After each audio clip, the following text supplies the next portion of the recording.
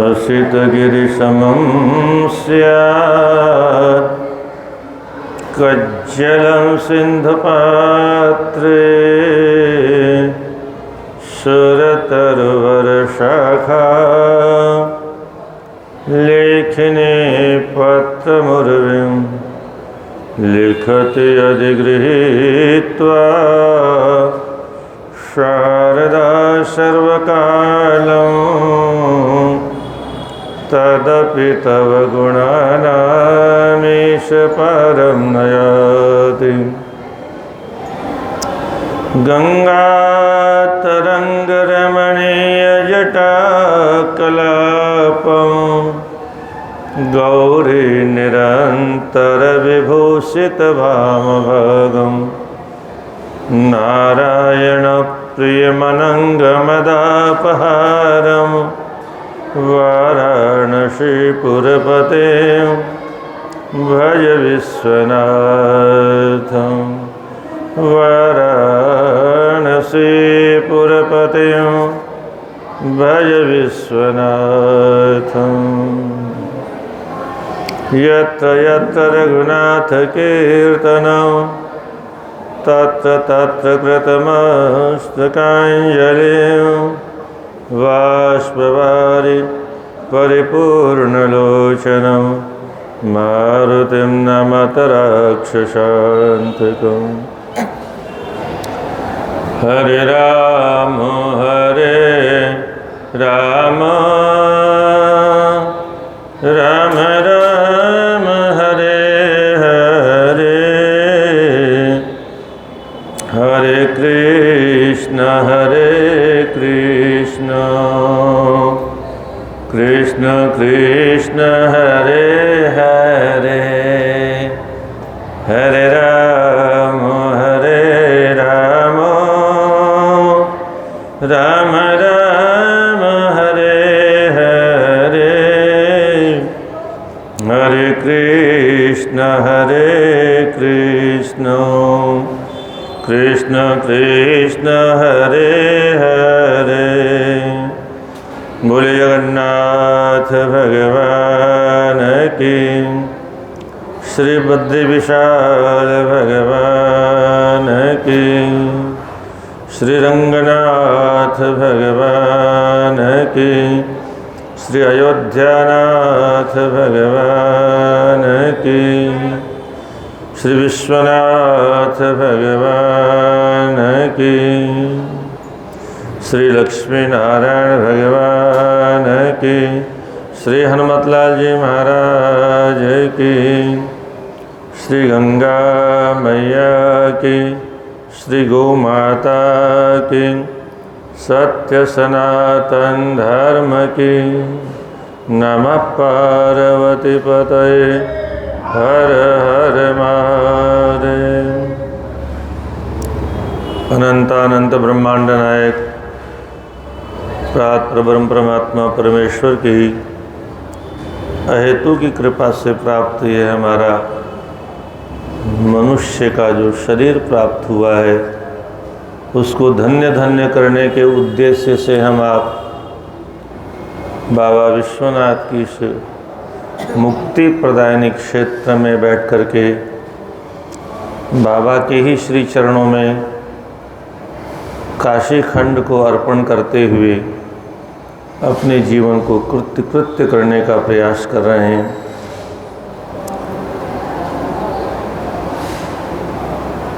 शास्त्रों की उन व्याख्याओं को जो आज लगभग श्रोताओं से बहुत दूर ग्रंथ मात्र में रह गई, ये हमारे आगे पीछे पढ़ते थे पंडित जी। हाँ।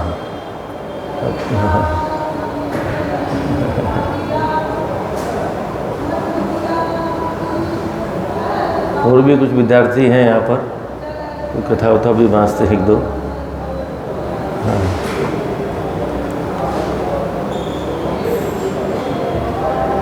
जिन प्रसंगों की आज बहुत ज़रूरत है,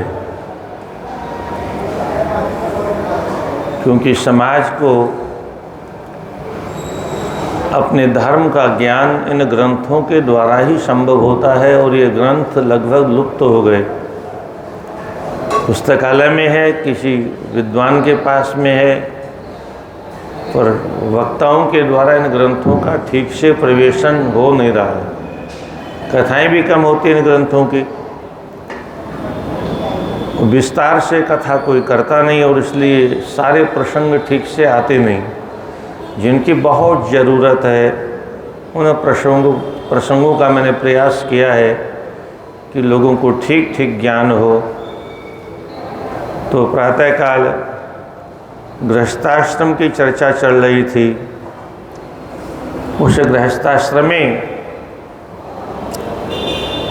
पक्षे वा यदि वा मासे यस्य गेहेति न द्विजः भुक्त्वा दुरात्मनस्तस्य चरे चांदारमृतम्। अभी कितनी विलक्षण बात है। पक्षे वा यदि मासे यस्य गेहे अति न द्विजः। 15 दिन में एक बार किसी विद्वान को अवश्य भोजन कराना चाहिए, भगवान ने सामर्थ्य दी है तो। अन्यथा 1 महीने में तो एक बार भोजन कराना ही चाहिए। अगर ऐसा नहीं होता है तो भुक्त्वा दुरात्मनस्तस्य शरीर चांद्रायणम व्रतम। ऐसे घर में भोजन करने वाले को चांद्रायण व्रत करना चाहिए।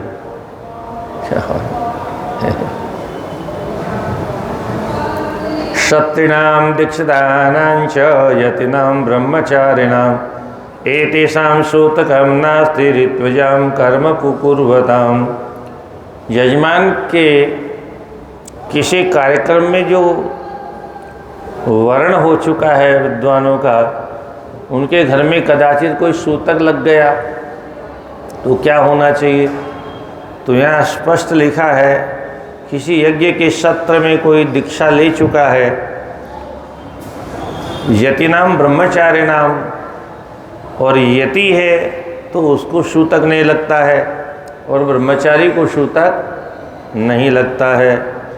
एतेषां सूतकम नास्ति ऋत्विजाम कर्म कुर्वताम। ये अगर यजमान का कोई काम कर रहे हैं तो इनको कोई सूतक नहीं लगता है।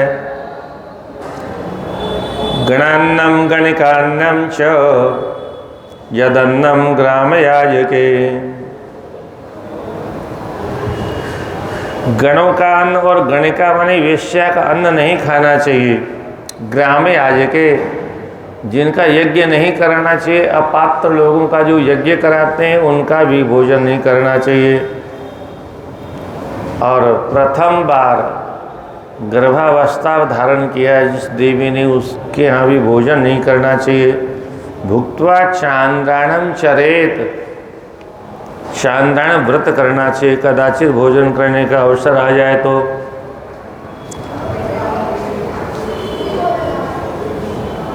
चैत्य वृक्षम चितिम यूपम, शमशान घाट का वृक्ष, ये 4 जगह ऐसी है जिनका स्पर्श करने के बाद स्नान करना चाहिए। चैत्य वृक्षम चिति यूपम, शमशान भूमि का कोई वृक्ष हो। चिति यूपम, शमशान में कदाचित कोई यूप खंबा हो। और शिव निर्माल्य भोजनम, भोलेनाथ के निर्माल्य का भोजन कदाचित किया हो। और वेद विक्रयणम स्पृष्ट्वा, वेद को बेचने वाले ब्राह्मण का राधे राधे कदाचित स्पर्श हो जाए तो स चेलो जलम आविषेत, वस्त्र सहित स्नान करना चाहिए। उसको सचेल स्नान कहा गया। यानी वस्त्र सहित स्नान करने का तात्पर्य क्या है? वस्त्र भी इतने अशुद्ध हो गए कि उनको भी स्नान करना जरूरी होता है। क्या? खल क्षेत्रगतम धान्यम, खेत से लाया हुआ धान्य। कूप वापी से, यह जलम कुएं से और वापी से लाया हुआ जल, अग्राह्याद अपित अग्राह्यम यच्च गोष्ठगत पयः। गोष्ठ माने गौशाला में अगर जल है तो वह अग्राह्य नहीं है। यद्वेष्टे शिराम भुंक्ते यद भुंक्ते दक्षिणामुख सोपानात् कश्य यद भुंक्ते तद्वे रक्षांश भुंजते। कैसी कैसी परंपरा थी। वस्त्र मस्तिष्क पर वस्त्र लपेट करके भोजन करना निषेध है, दक्षिण दिशा में भोजन करना निषेध है। और सोपानात् कथम यद भुंक्ते, अगर ऐसा भोजन कोई करता है तो उस भोजन का रस राक्षस ग्रहण करते हैं। या तो धाना पिशाचाश्च राक्षसा क्रूर कर्मिणः हरन्ति रसमन्नस्य मंडलेन विवर्जितम। भोजन करने के पूर्व में जो जल की परंपरा है, ये क्यों है? हम भोजन करने बैठे हैं, उसमें कोई दुष्ट पिशाच भूत इत्यादि का प्रवेश न हो जाए, भोजन का स्पर्श न कर दे, तो मंडल बना करके तब भोजन करना चाहिए। अन्यथा यातुधान का प्रवेश हो जाता है, पिशाचों का प्रवेश हो जाता है, राक्षसों का, जो क्रूर कर्म करने वाले ऐसे लोग हरंती रसम अन्नस्य, उस अन्न का रस वो ग्रहण कर ले जाते हैं। ब्रह्माद्याश्च सुराः सर्वे वसिष्ठाद्या महर्षयः मंडलेनोपजीवन्ति तत्त कुर्वीत मंडलम। मंडल करने के बाद में क्या हो जाता है? तो बोले ये जो ऋषि हैं वशिष्ठ आदि, ये सारे ऋषि उस मंडल के अंदर रह के रक्षा करते हैं इन पिशाचों से, और इसलिए मंडल बनाना चाहिए। ब्राह्मणे चतुस्रम स्यात्, गोद में बैठ के किसी के भोजन नहीं करना चाहिए। और नैव करपटे ही, जीर्ण वस्त्र पहन करके भोजन नहीं करना चाहिए। न आसनेन च शय्या, बिस्तर पर बैठ के भोजन नहीं करना चाहिए। भुंजीते मलार्दितः, मल से सना हुआ भोजन नहीं करना चाहिए। धर्मशास्त्र रथारूढ़ा वेद खंधरा द्विजाः क्रीडार्थम अपि यद ब्रूयु सधर्म परम स्मृतः। जो विद्वान ब्राह्मण शास्त्रों का जिन्होंने विधि पूर्वक अध्ययन किया है, ऐसे ब्राह्मण अगर कुछ कह दें करने के लिए, तो उसे खेल खेल में भी कुछ कह दिया तो उसको टालना नहीं चाहिए, क्योंकि शास्त्र रूपी खड्ग उनके पास में हमेशा रहता है। उनकी वाणी का अपलाप करने वाले को शास्त्र के खड्ग से वो नष्ट करने की सामर्थ्य रखते हैं।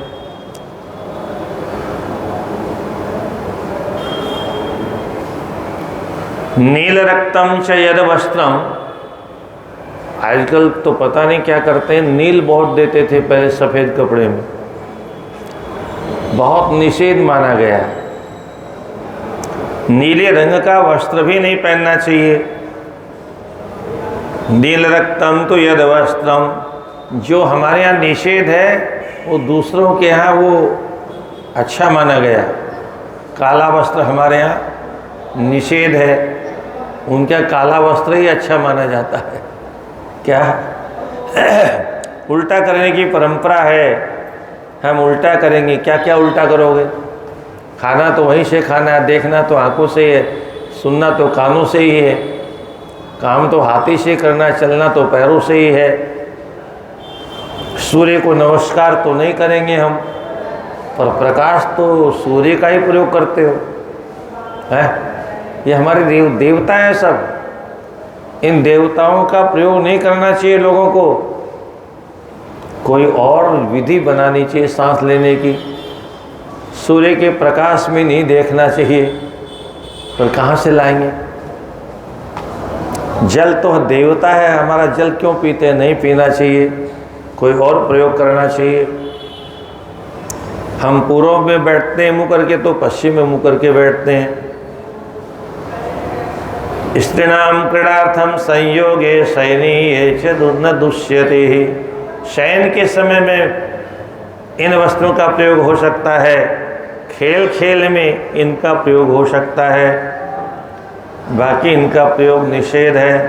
स्नानम दानम तपोहोमो स्वाध्याय पितृतर्पणम वृथा तस्य महायज्ञ नीलिभासो विभर्तिय। जो नीला वस्त्र पहनता है अथवा नील डाल के पहनता है उसका स्नान किया हुआ व्यर्थ है, उसका दिया हुआ दान भी व्यर्थ है, उसकी तपस्या भी व्यर्थ है, उसका किया हुआ होम भी यज्ञ भी व्यर्थ है, शास्त्रों का अध्ययन भी व्यर्थ है, और पितृ तर्पणम पितरों का तर्पण पिंडदान इत्यादि सब व्यर्थ है। तस्य वृथा तस्य महायज्ञाः, बड़े बड़े सारे यज्ञ उसके लिए व्यर्थ हैं। नीली रक्तम यदा वस्त्रम विप्रम स्वांगे सुधारेद तंतु संतति संख्या के नरके शवशेद ध्रुवम। कितने जन्मों तक नरक में रहना पड़ेगा? नील धारण किया दिया हुआ जो वस्त्र पहनते हैं, उस वस्त्र में जितने धागे हैं उतने धागों तक, क्या बात, विष्टान भूंगते। उनको जो दान देने वाला है, अन्न दान देने वाला है, ऐसे लोगों को वह भी भोक्ता विष्टा संभुंगते दाता नरकम चरेत। उनको दान, जो भोजन करने वाला नीला वस्त्र पहन के वो विष्टा खाता है, और उनको दान देने वाला भी नरकगामी होता है। अमृतम ब्राह्मणस्यान्नम क्षत्रिय क्षत्रियस्याम पयस्मृत। ब्राह्मण अगर दान करता है तो उसका दान क्या, वो अन्न अमृत माना गया है। क्षत्रिय का दान दुग्ध माना गया है, और वैश्य का अन्न माना गया है, और अन्यों का तो निषेध किया गया है। विश्वदेवेन होमेन देवता व्यर्चने जपे अमृतन्ने तेन विप्रान मृयुः साम संस्कृतम। विश्वदेव ये विधि बंद हो गई। पहले विद्वान लोग बिना बलि वैश्वदेव के हुए भोजन नहीं करते थे। प्रातः काल का बलि वैश्वदेव पुरुष के द्वारा किया जाता था, और सायंकाल माताओं के द्वारा। ये कल के प्रसंग में शायद सुना होगा आपने। अज्ञानातिमिरान्धस्य मद्यपानरतस्य च रुधिरं तेन शुद्धान्नं वेदमन्त्रविवर्जितम्। जो अज्ञानी व्यक्ति है अथवा विद्वान भी है, फिर भी अगर शराब पीता है तो ऐसे व्यक्ति का अन्न ग्रहण करने योग्य नहीं है।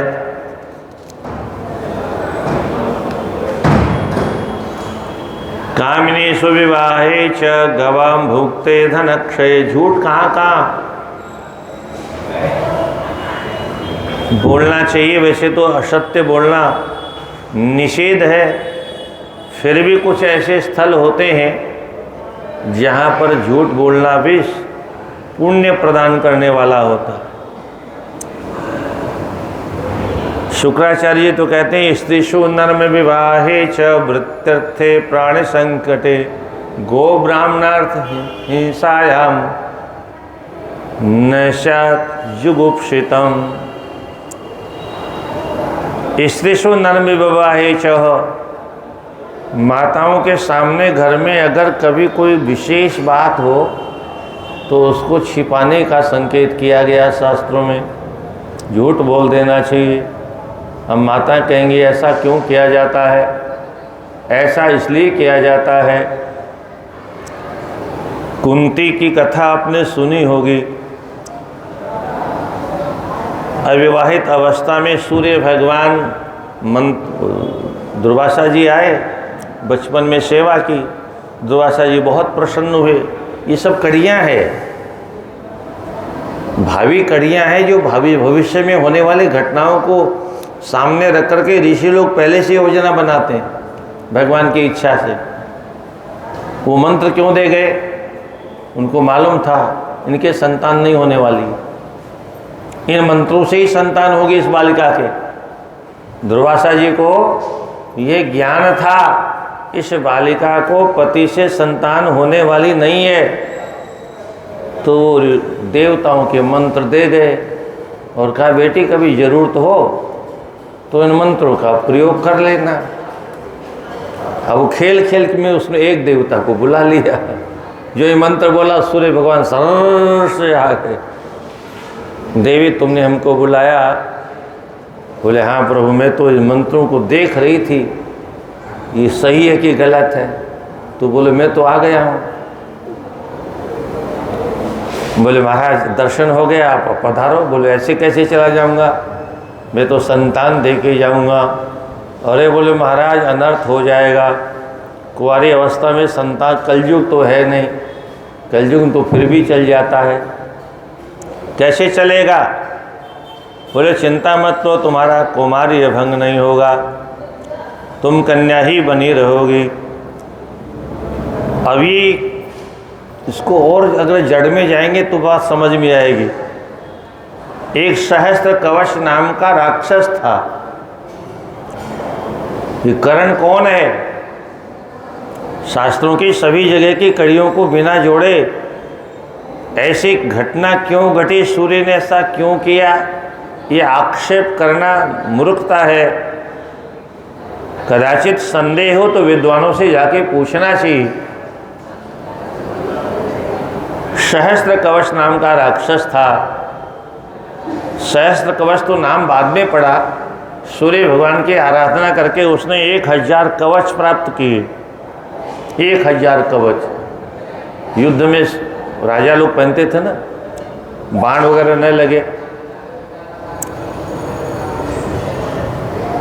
वरदान मांगा मैं अमर हो जाऊं, पहले तो ये वरदान मांगा, बोले तो संभव नहीं। तो बोले फिर 1000 कवच दीजिए। 1000 कवच हो गए।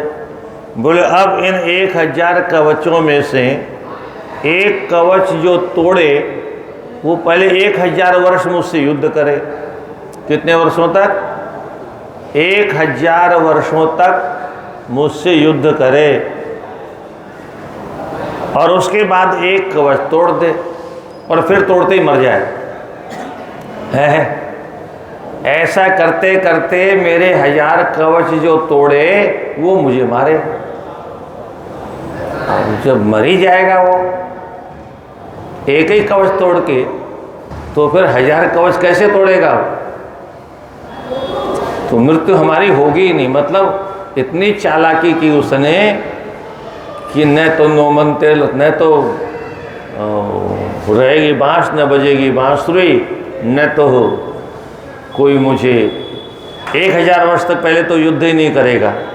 और 1000 वर्ष कदाचित युद्ध में कोई ठहर भी गया तो एक कवच मानो तोड़ भी दिया तो मर ही जाएगा, तो मुझे कैसे मारेगा? भगवान ने कहा कोई बात नहीं बच्चे। भगवान ने उसी को मारने के लिए 2 रूप धारण किए, नर और नारायण। धर्म की मूर्ति नाम की पत्नी में से ये दोनों नर और नारायण भगवान के अंश से प्रकट हुए। और नारायण ने नर से कहा, नर मैं युद्ध कर रहा हूं और तुम तब तक भजन करो, साधना करो, तपस्या करो, समाधि में बैठ करके मैं 1000 वर्ष तक युद्ध करूंगा, उसके बाद में इसका कवच तोड़ूंगा, उसके बाद में मरने का नाटक करूंगा। तो भगवान तो मरने वाले नहीं, और तब तुम मुझे जीवित करने का नाटक करना और फिर मैं समाधि में बैठ जाऊंगा, तुम युद्ध करना। और ऐसे करते करते हम इसके सारे कवच दोनों भाई मिलके तोड़ डालेंगे और जब सारे कवच टूट जाएंगे तो मर जाएगा। और ऐसे करते करते करते करते तोड़ते तोड़ते तोड़ते 999 कवचों को नर और नारायण ने बारी बारी से तोड़ दिया। अब 999 कवच जब टूट गए तो उसने कहा है ये क्या हुआ है, एक ही रह गया, एक ही। बोले अब तो मैं मर जाऊंगा, अब तो मेरी मौत हो जाएगी, अब नहीं बचूंगा मैं। उसने कहा मैं तो अपने आराध्य देव के पास चला, जो होगा सो देखा जाएगा। वो सूर्य नारायण में प्रवेश कर गया। बट अब वो सहस्त्र कवच वहाँ विद्यमान था, उस सहस्त्र कवच को फिर दोबारा धरती पर भेजना था। इसलिए सूर्य भगवान ने उस जीवात्मा को कुंती को प्रदान किया और वह कवच कुंडल के साथ पैदा हुआ। क्या? वही जो कवच कुंडल लेकर के प्रवेश कर गया था, उसी कवच और कुंडल के साथ उसने कुंती के माध्यम से प्रकट हुआ।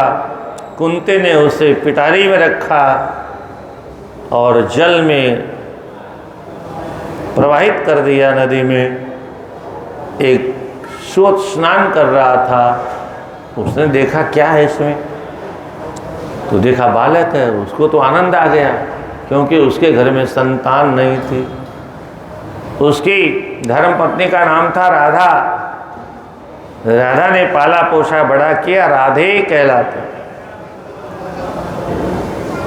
वही कर्ण है। और इस बार युद्ध करने का काम था नर का। अंतिम बार नर की बारी थी, इसलिए भगवान ने नर के द्वारा उसको मरवाया। क्या? ऐसे करके सहस्त्र कवच का विनाश हुआ। तो ये शास्त्रीय सिद्धांत सूर्य भगवान के माध्यम से वो सहस्त्र कवच आया। तो चर्चा चल रही थी, तो किस बात पर चर्चा चली है?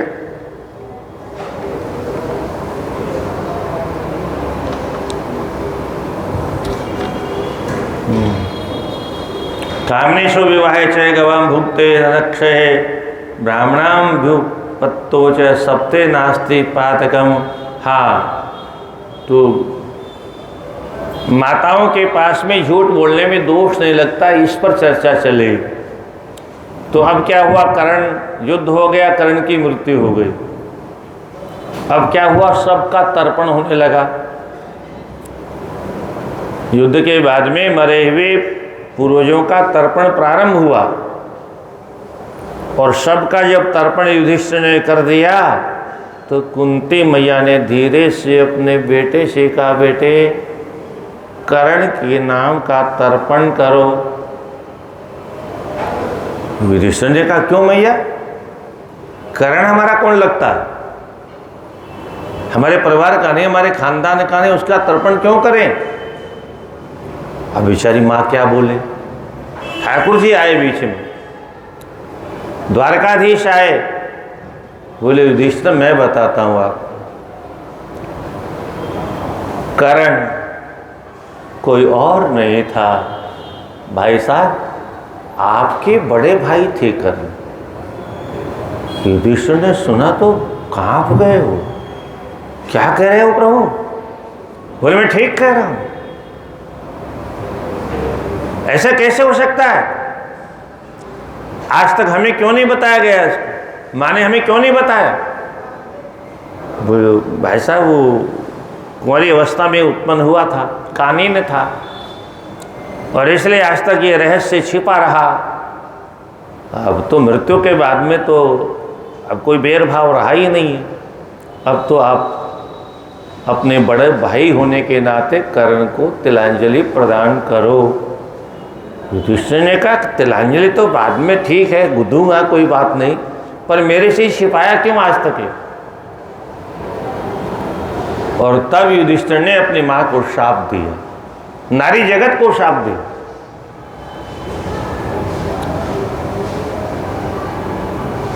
क्या शाप दिया? बोले आज से कोई भी माँ अपने किसी गुप्त बात को छिपा के नहीं रख सकती, इसलिए गोपनीय बात को माताओं से छिपाना चाहिए, सब बातों को नहीं छिपाना चाहिए। वो पछती नहीं है माताओं क्या, क्योंकि युधिष्ठिर ने शाप दे दिया, किसी न किसी को जरूर कह देगी। और गोपनीय बात है उसको गोपनीय रखना चाहिए, पर माताओं को चूंकि बात पछती नहीं है, क्योंकि ये शाप मिला हुआ युधिष्ठिर का, और इसलिए माताओं के सामने झूठ बोलने में पाप नहीं लगता है। स्त्रीषु नर्म विवाहे च, किसी कन्या का विवाह होने वाला हो और पड़ोसी से पूछे तुम जानते हो, कोई देखने वाला आया, बोले पड़ोसी वाले पड़ोस वाले जानते हैं सब, तो बोले आप जानते हो कैसी है कन्या। अगर कोई गलती उसके जीवन में हुई भी हो, पड़ोसी जानता भी हो, और अगर उसने सत्य बता दिया तो उसको पाप लगेगा, उसको पाप लगेगा। इसलिए वहाँ झूठ बोल देना चाहिए, बहुत अच्छे साहब, बहुत पाप क्यों लगेगा उसको सत्य बोलने का? क्योंकि अगर उसका विवाह नहीं होगा, पहले कभी उसने गलती की, दोबारा फिर गलती करेगी, वो जो पाप होगा विवाह नहीं होने के कारण, जिसने विवाह नहीं करने दिया, टांग लगाई, उसको पाप लगेगा। इसलिए किसी कन्या के विवाह में टांग नहीं अड़ानी चाहिए।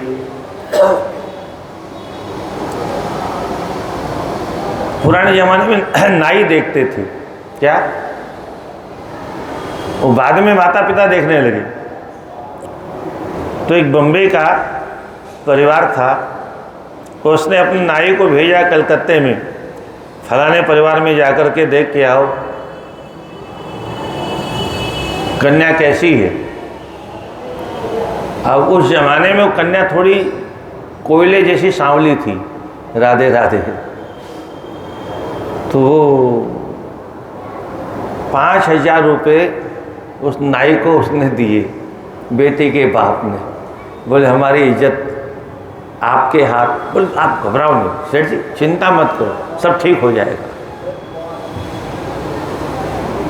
लौट के आया, लड़के की माँ ने पूछा छोरी कैसी है? अरे बोले माँ जी गुलाब जामुन जैसी है, क्या पूछना है। खुश हो गई हो, विवाह हो गया। बहू जब घर में आई और उसने घूंघट उठा के जो देखा, बेहोश हो गई हो। तो जब होश में आई तो नव को बुलवाया, क्यों रे नौवा, क्या कहा तुमने? गुलाब जामुन जैसी है। बोले माँ जी आज भी कह रहा हूँ, आज भी वही कह रहा हूँ, तब भी यही कहा था, झूठ थोड़े बोल रहा हूँ। आप किसी को दिखा लो गुलाब जामुन जैसे नहीं हो तो क्या, गुलाब जामुन ज्यादा पक जाता है तो सांवला सांवला हो जाता है। इतना बोल के उसने विवाह करवा दिया। झूठ भी नहीं बोला, झूठ भी हो गई, विवाह भी हो गया। स्त्रीषु नर विवाहे च वृत्तर्थे प्रवृत्तर्थे प्राणी संकटे। हमारी आजीविका जा रही हो, नौकरी जा रही हो, और झूठ बोलने से नौकरी बच जाए तो वहाँ झूठ बोलना नहीं है। गाय की हिंसा करने वाला कोई कसाई गाय का पीछा कर रहा हो और चौराहे पर कोई खड़ा हो और उससे पूछे भाई तुमने गाय को भागते देखा है, और उसने बता दिया हाँ इधर गई है, कसाई ने अगर उसे मार दिया तो बताने वाले को पाप लगेगा। इसलिए वहाँ पर उसे झूठ बोल देना चाहिए, नहीं था भाई हमने तो नहीं देखा, हमारा ध्यान कहीं और था। अब वो चार चौराहे में से किधर जाएगा, गाय का पीछा नहीं करेगा। तो वहाँ असत्य बोलना ही सत्य से बड़ा है। झूठ बोलना भी सत्य से बड़ा है। ब्राह्मण की हिंसा करने के लिए कोई पीछा कर रहा हो और किसी से पूछे तुमने देखा उसको भागते हुए, किधर गया है, बोलना भैया हमने देखा ही नहीं। भगवान राम के सौंदर्य को देख करके जो एक सखी आई, बोले क्या हो गया, तुम अचानक ऐसे पागल जैसे कैसे हो गए। तो बोले एक राजकुमार आए, बड़े सुंदर हैं। तो कैसे है, बोलो गिरा नयन नयन बिनु बाने। कैसे बताऊं, कैसे व्याख्या करूं, कैसे है। गिरा अनयन नयन बिनु बाने, जिस जिह्वा से सौंदर्य का वर्णन किया जाता है उस जिह्वा के पास में आंख नहीं है, उस जिह्वा ने देखा ही नहीं। और जिन आंखों ने देखा उन आंखों के पास जीभ ही नहीं है। कैसे वर्णन करें कि कैसे है वो अवर्णनीय है, अनिर्वचनीय है, अद्भुत है। ऐसा वर्णन किया कि सीता जी का है मन मयूर नाचने लगा दर्शन करने के लिए। ये कला है वर्णन करने की। क्या? हाँ, तो स्त्रीशो नरम विवाहे च वृत्तर्थे प्राण संकटे गो ब्राह्मण हिंसार्थम नानृतम स्यात् जुगुप्सिताम। इतने लोगों के सामने झूठ बोलने में पाप नहीं लगता है। सत्येन शापेद विप्रम क्षत्रियम वहनायुधे। यम और नियम, आसन, प्राणायाम, प्रत्याहार, धारणा, ध्यान, समाधि, ये अष्टांग योग की चर्चा होती है। उसके विषय में कहते हैं न यमम यम मिथ्याहुर आत्मा वे यम उच्यते। कल 10 प्रकार के यम और 10 प्रकार के नियमों की चर्चा कल आपने सुनी। ये 10 प्रकार के जो नियम हैं, सत्य, शोष, दया, त्याग, तपस्या आदि आदि, तो यहाँ कहते हैं यम जो है वो 10 प्रकार का है अवश्य, और उसी को यम नहीं कहते हैं। जिसने अपने आत्मा पर कंट्रोल नहीं किया उसका सारा यम व्यर्थ। कितने भी नियम का पालन करे, सारे नियम उसके व्यर्थ हैं अगर हमारा मन हमारे हाथ में नहीं है। चाहे जहाँ फिसल जाता है। आत्मसंयमी तो ये न यमः किं करिष्यति ही। जिस व्यक्ति ने अपनी आत्मा पर, अंतःकरण पर संयम कर लिया है, मुट्ठी में रख लिया है, बाहर कहीं जा नहीं सकते बिना आज्ञा के, तो यम की उसको कोई ज़रूरत नहीं है। न त्रिंश निस्त्रिंशस्तथा तीक्ष्ण फणिवा दुरतिक्रमः रिपुर्वा नित्य संक्रुद्धो यथात्मा दुरधिष्ठितः।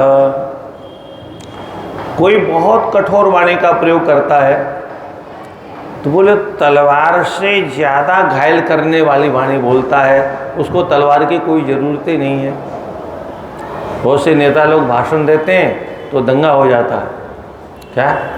बहुत से नेता भाषण देते हैं तो आग लग जाती, तो नेता तो घुस जाते हैं और दुनिया आग में जल के मरती रहती है। ऐसे लोग जो जहरीली भाषा बोलते हैं उनके लिए सांपों की क्या ज़रूरत है। सांप तो उनके मुंह में ही बैठा रहता है, चाहे जब काट लेते हैं। जो नित्य क्रोध में रहता है दुश्मन की कहाँ ज़रूरत है। क्रोधी व्यक्ति से और बड़ा दुश्मन कौन हो सकता है। और यथात्मा दुर्धिष्ठितः, जिसकी आत्मा असंयमित है वो नियम का पालन करके क्या करेगा। एक क्षमावताम दोषो। बहुत से जो क्षमा करने वाले लोग हैं उनको बहुत कायर कहते हैं।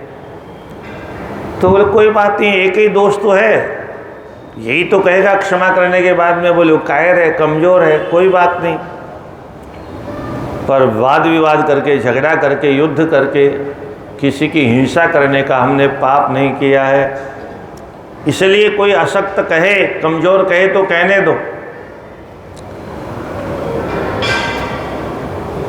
न शब्द शास्त्र विरतस्य मोक्षो, मोक्ष किसका होता है?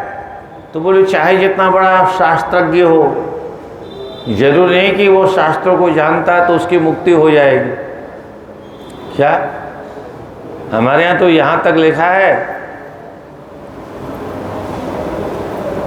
शास्त्राणि धित्यापि भवन्ति मूर्खाः। बड़े बड़े शास्त्रों को पढ़ने वाला भी मूर्ख हो सकता है। यहाँ तो स्पष्ट किया, मूर्ख ही होता है।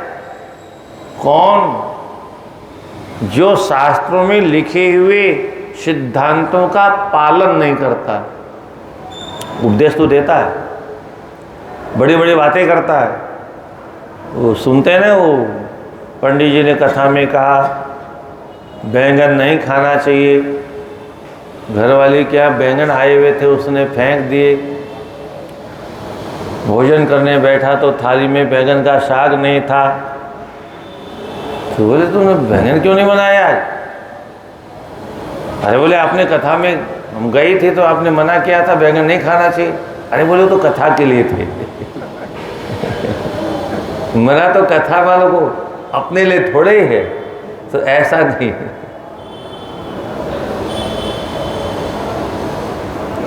जो हम उपदेश देते हैं, उपदेश देने वालों को सबसे पहले स्वयं को उपदेश देना चाहिए। एक एक कथा के 21 लाख 11 लाख हैं। अब वो जो लोभ नहीं करना चाहिए, दुनिया को हम उपदेश देते हैं और हम ही बड़ी बड़ी दक्षिणा मांगते हैं, तो फिर ऐसे कथा से कोई लाभ नहीं होने वाला है। तो न शब्द शास्त्राभिरतस्य मोक्षो न चैव रम्या वसतः प्रियस्य। बड़े बड़े महल बनाने से मोक्ष संभव नहीं है। क्या? न भोजनाच्छादन तत्परस्य। ओहो, बहुत सुंदर भोजन करने वाला है, 56 भोग रोज, बोले ऐसे लोगों का भी मोक्ष संभव नहीं है। न लोक वित्त ग्रहणे रतस्य। लोगों को लूट टूट के बहुत धन इकट्ठा किया है, बोले उसकी भी मुक्ति संभव नहीं है। एकांतशीलस्य सदैव तस्य। किसका मोक्ष होता है?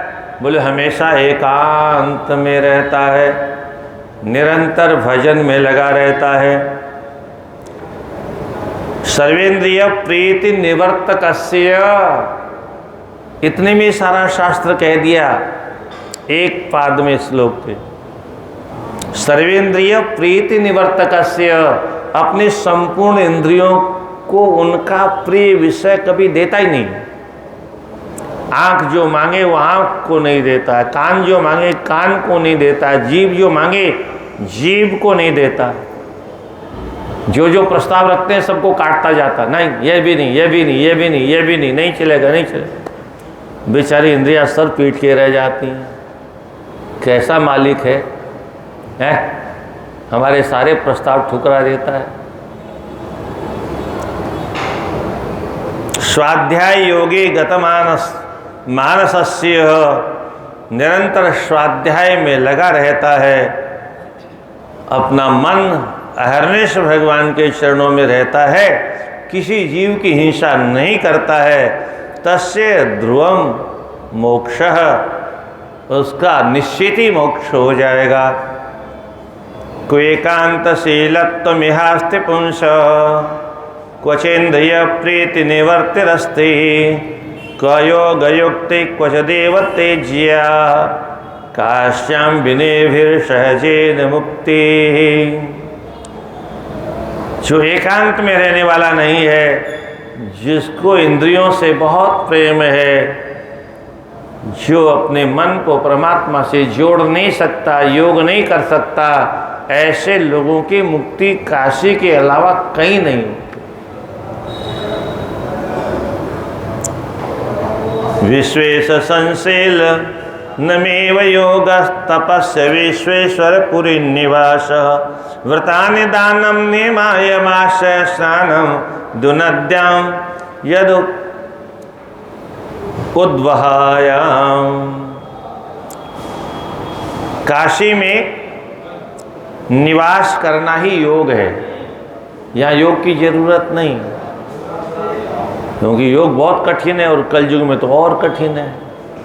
जो भोगी प्राणी है वो योगी कैसे हो सकता है? योगी है तो भोगी नहीं होगा, भोगी है तो योगी नहीं हो सकता। और विश्वेशपुरी निवास, विश्वेश भगवान की सेवा करना ही योग है और काशी में निवास करना ही तप है।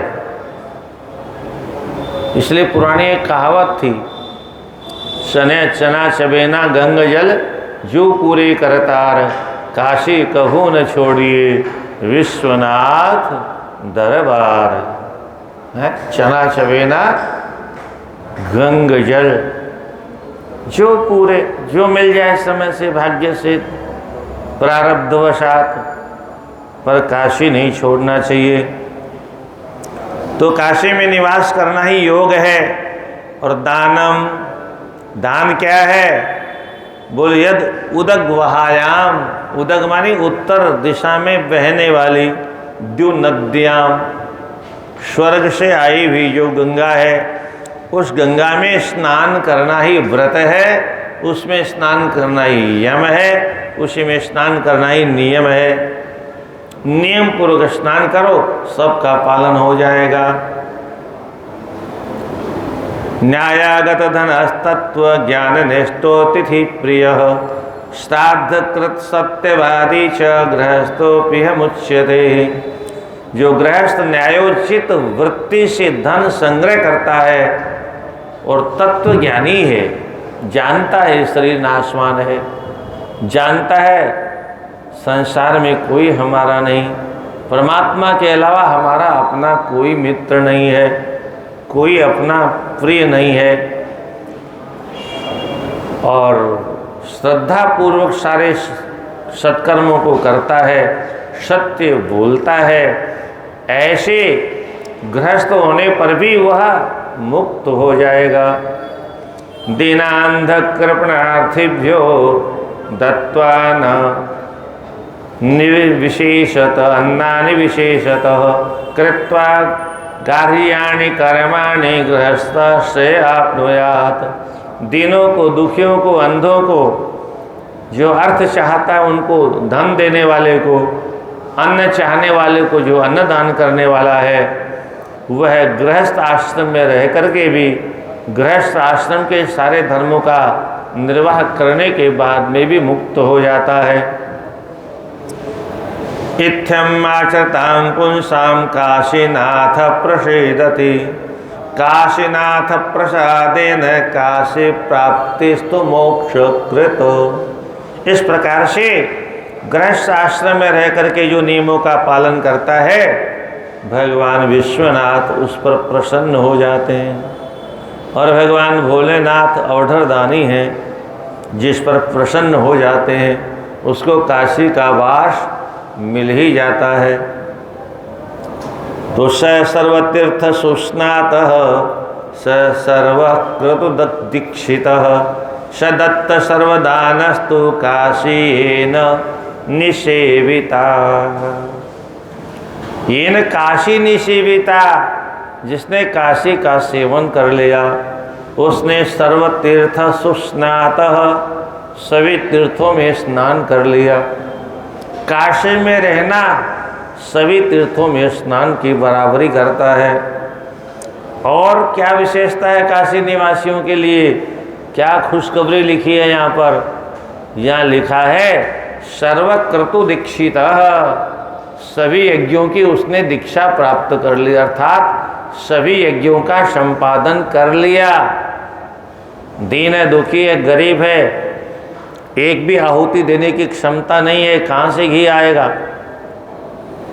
फिर भी अगर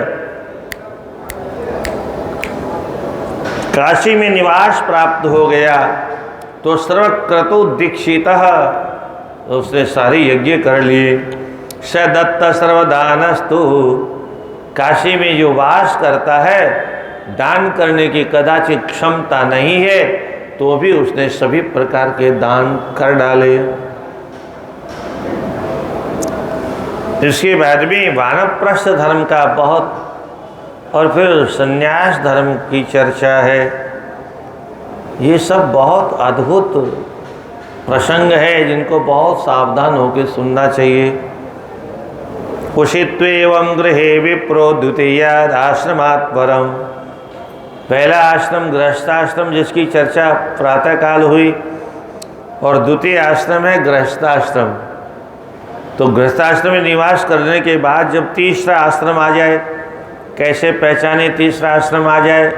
बड़े शरीर में झुर्रियाँ पड़ जाए, मुंह पोपला हो जाए, बाल सफ़ेद हो जाए, तो समझ लेना चाहिए राधे राधे है। अब वानप्रस्थ ले लेना चाहिए। वानप्रस्थ की समस्या क्या है? वानप्रस्थ माने जंगल में रहना है, इंद्रप्रस्थ नहीं, वानप्रस्थ, वन में निवास स्थान बना के रहना। तो आज के ज़माने में तो बहुत कठिन है। पहले भले ही जंगल में शेर बाघ भालू रहते थे, पर जंगल में निवास कठिन नहीं था, क्योंकि संत महात्माओं के प्रति इन दुष्टों का भी स्वभाव बदल जाता था। अब जंगल में क्यों नहीं रहा जा सकता? उसका मुख्य कारण सुनिए। पहले बहुत तपस्वी जंगल में रहते थे, तो जंगल के सारे वृक्ष उन संतों की सेवा करना अपना धर्म समझ करके खूब चकाचक फल देते थे। जब से संतों ने जंगल को छोड़ के मठों का आश्रय ले लिया है, एयर कंडीशन आश्रमों में रहना शुरू कर दिया, वृक्षों ने, बेचारे वृक्ष तब से बाँझ हो गए। क्या वृक्ष बाँझ हो गए, फल देना बंद हो गया उनका। जंगल में कहीं फल मिलता उलता नहीं है। सन 70 के आसपास में हम लोग, छोटा था ये शरीर, उत्तराखंड में भ्रमण कर रहा था, तो तीर्थ यात्रा के उपक्रम में अन्न खाता नहीं था, फलाहार मिलता नहीं था। तो कहीं एक चलते चलते कोई छोटा सा फल दिखाई दिया, हमको मालूम नहीं थी वो थी अरबी है, हमको ज्ञान नहीं था, हमने उसको खा लिया। उसके बाद जो मज़ा आया, आनंद आ गया गले में चकाचक घंटों तक आनंद दिया उसने। ऐसा फल मिलता है जंगल में है।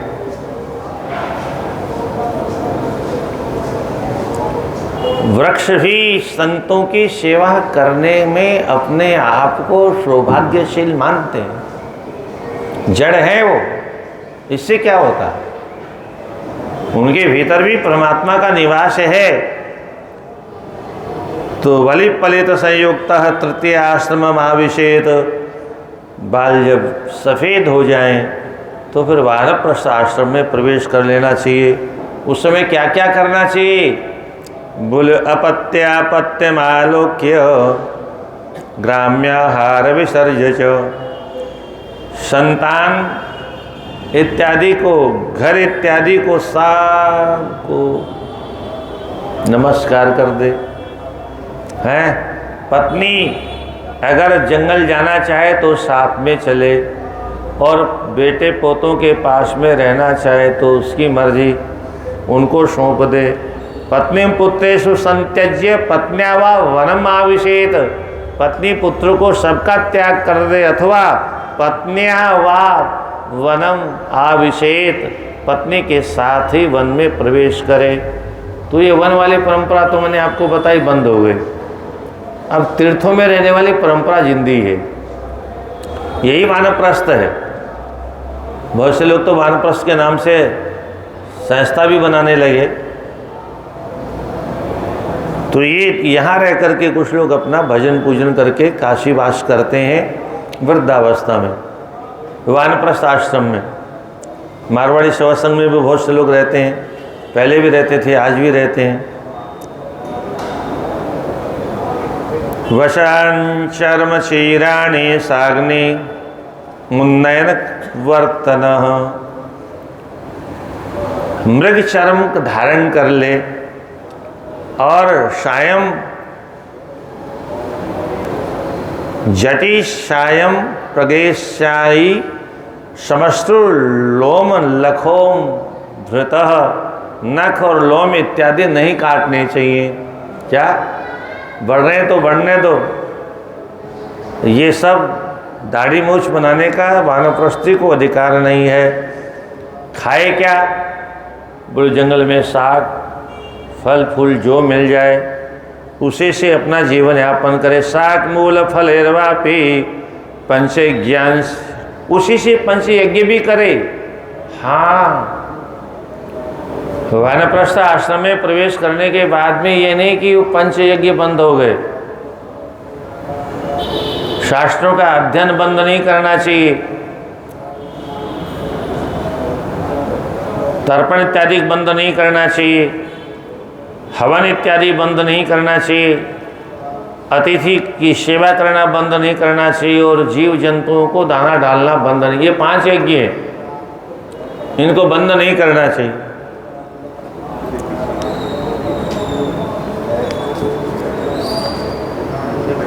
अन्नदाता च दाता च दांत स्वाध्याय तत्पर, अनादाता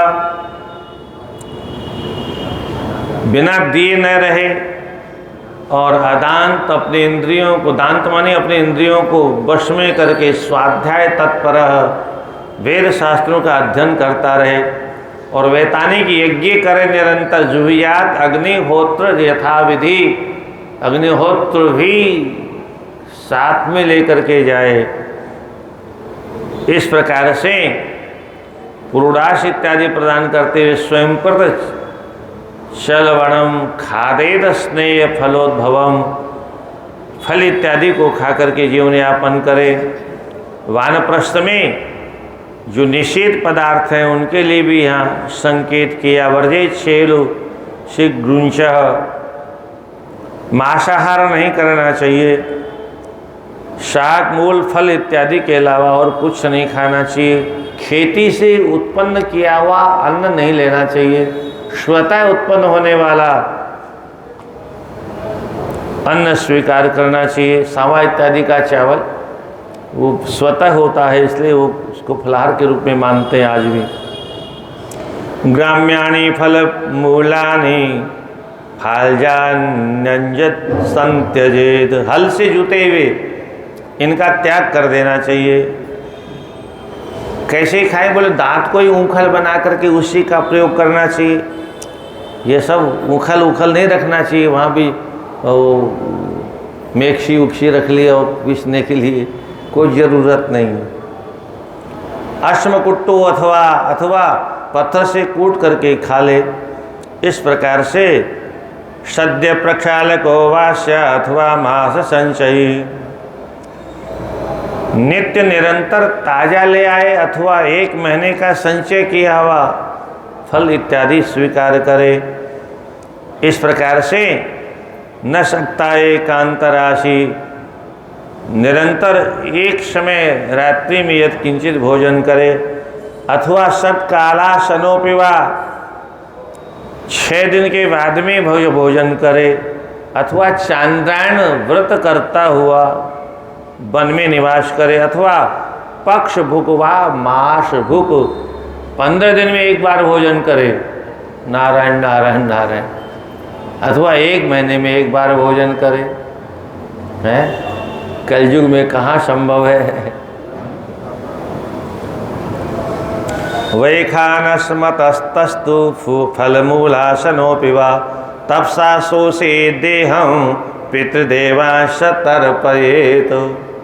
तपस्या करते हुए अपने शरीर को सुखा दे पर तर्पण इत्यादि करना नहीं छोड़े। पितृदेवान, पितरों का तर्पण और देवताओं के लिए यज्ञ। अग्निमात्मनि चाधाय विश्रेद अनिकेतन, अथवा अग्नि को हवन न करना चाहे तो अग्नि को अपने आत्मनि आधाय ध्रिय धारण करके अपनी आत्मा में ही अनिकेतनः बिना घर बना करके विचरण करता रहे।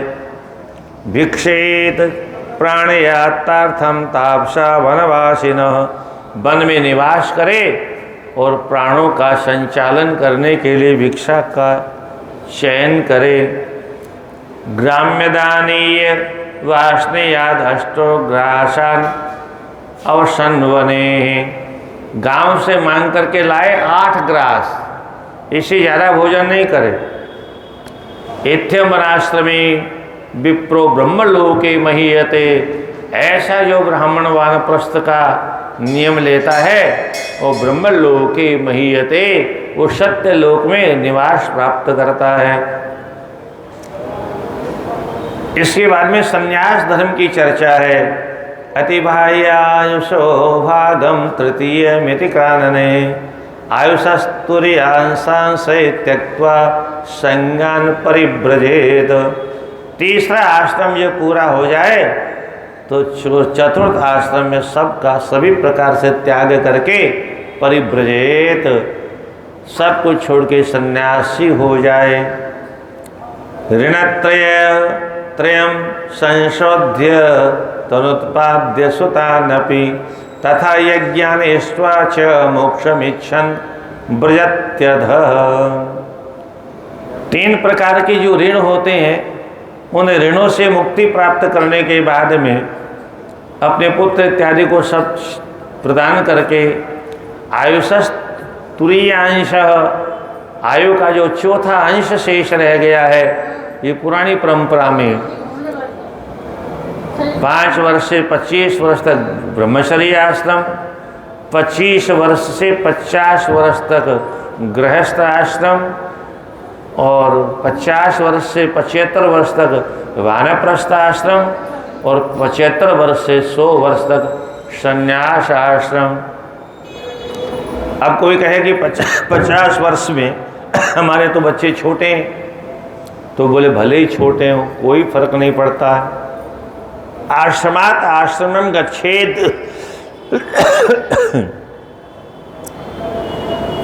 आश्रम से तुरंत आश्रम में 50 के बाद में एक दिन भी घर में नहीं रहना चाहिए। और ये जो गिनती होती है ना, हम लोग जो गिनते हैं, कौन सी गिनती? हाँ, ये भी हमको शिक्षा देती है। 49, 50, 49 तक आस है, आस जुड़ा हुआ है, और 50 में भी आशा रखनी चाहिए। इसके बाद में आशा नहीं रखनी चाहिए। 50 के बाद में 51 वन जुड़ गया, अब 1 में जाओ। 51 में नहीं गए तो 52 में चले जाओ। 53, 54, 55, 56, 57, 58 और यहाँ तक नहीं गए तो फिर गाली देती है गिनती। 59, अरे 60, अरे दोस्त तुम्हारी समझ में नहीं आया? 61, 62, 63, 64, 65, 60 सुधरहि सत संगति पाई। 60 कैसे सुधरेगा? बोलो 60 सुधरे सत संगति पाई। बिना सत्संग के 60 सुधरते नहीं है, इसलिए 59, 62 कहा। और फिर 70, बोले अब तो तर है, अब नहीं तरोगे तो कब तरोगे, डूब मरोगे। 70, 71, 72, 73, ये सब गिनतियों में भी संतों ने अपना मतलब का अर्थ निकाल लिया।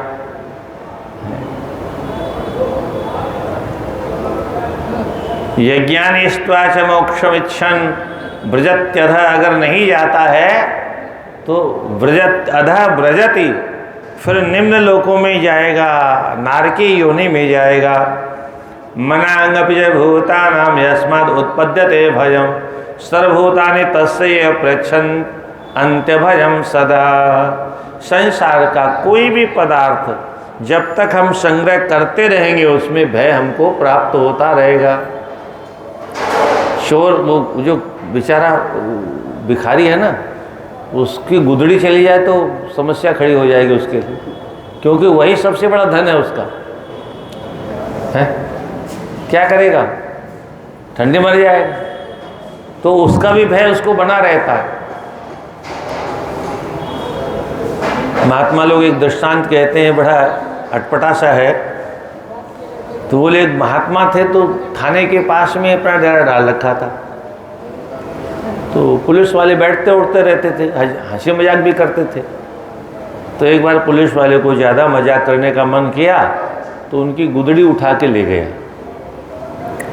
अब वो थाने में पहुंच गया, हमारी रिपोर्ट लिखो, हमारा सब कुछ चला गया। क्या? हमारा सब कुछ चोरी हो गया, रिपोर्ट लिखो। पुलिस वाले ने कहा सब कुछ क्या था? अरे एक गुदड़ी तो रखते थे आप, और तो सब कुछ था ही नहीं आपके। अरे बोले वही सब कुछ था। वो सब कुछ कैसे हुआ? अरे बोले जरूरत पड़ती तो बिछा लेता था, गद्दा बन जाता था, आधा ओढ़ लेता तो रिजाई भी बन जाती थी, धूप आती तो सर में रख ले छत्ता भी बन जाता था, मोड़ कर सिराने रख ले तकिया बन जाता था। मेरे लिए तो सब कुछ वही है गुदड़ी, उसी से सारा काम चलाता हूँ। इसलिए मेरा सब कुछ खो गया, रिपोर्ट लिखो, पता करो मेरा सब कुछ कौन ले गया। तो जिसने मजाक की थी उठा के बोले यही तो है सब कुछ। तो हाँ मिल गया, सब कुछ मिल गया, सब कुछ मिल गया, सब कुछ मिल गया, मिल गया। तो उसका वही सब कुछ है, उसी में उसके प्राण बसते हैं। हमारे मन का संबंध जिस किसी भी पदार्थ से हो जाए, जिस किसी में आसक्ति हो जाए, बस वही तो फंस जाता है मनुष्य। इसलिए इस अवस्था में कम से कम किसी भी वस्तु से आसक्ति नहीं होनी चाहिए, राग नहीं होना चाहिए। राग और द्वेष ही तो अनर्थ करने वाले हैं।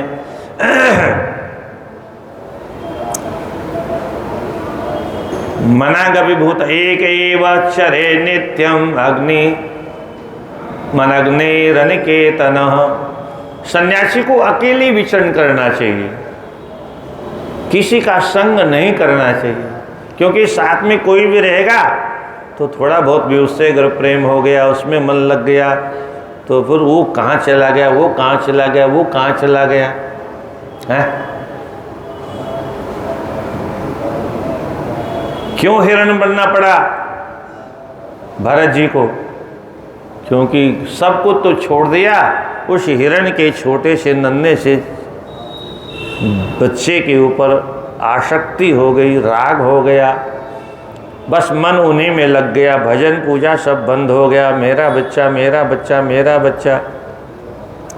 और परिणाम क्या हुआ?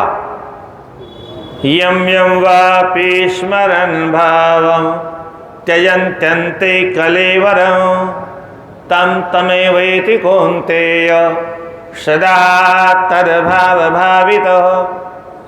भगवान गीता में अर्जुन से कहते हैं, अर्जुन मनुष्य मरने से पहले जिस किसी वस्तु में मन चला जाता है, बस यम यम वापि स्मरण भावम, जिसका स्मरण करते करते मरेगा, अगले जन्म में उसी के यहाँ उसको जन्म लेना पड़ेगा। इसलिए हम लोग क्या करते हैं, घर में जो कुत्ता रखते हैं, अंतिम समय में अगर कुत्ते की याद आ गई तो हे भगवान, उसको कुत्ते की योनि में जाना ही जाना पड़ेगा, कोई रोक नहीं सकता उसको। जो जिसमें ज़्यादा प्रेम करता है उसी का ध्यान करेगा। इसलिए घरों में बहुत से लोग पता नहीं क्या पागलपन आया है, ड्राइंग रूम में एक कुत्ता, दो कुत्ता, तीन कुत्ता, टेडी बियर, कोई राम नहीं, कोई श्याम नहीं, कोई घनश्याम नहीं। है क्या है ये? इससे क्या शिक्षा मिलेगी? इनको देखने से क्या ज्ञान मिलेगा? कम से कम महापुरुषों के चित्र रखो उसमें। प्रणय एक जगह देख लिया, बस हमारे यहाँ भी ऐसा होना चाहिए, वो अलमारी भर देते हैं कूड़े से, एक भी उसमें कोई अच्छी चीज नहीं है, सब कूड़ा है। पर ज्यादा पढ़े लिखे हैं, क्या किया जाए। एक एव चरेत नित्यम अनग्निर अनिकेतनम, बिना अग्नि का सेवन किए, बिना घर बनाए, हैं सन्यासियों के लिए है। और आज तो कलयुग है ना, आज तो सब चलता है। क्या है? सिद्ध्यर्थम असहाय स्यात् ग्राम अन्नार्थम आश्रयेत। गांव में अगर जाना ही हो तो मात्र भिक्षा लेने के लिए, भिक्षा लेने के लिए कितनी देर खड़ा रहे? ज़्यादा से ज़्यादा गौ दोहन मात्र, बस। उसके बाद में कहीं पर भी विश्राम नहीं करे।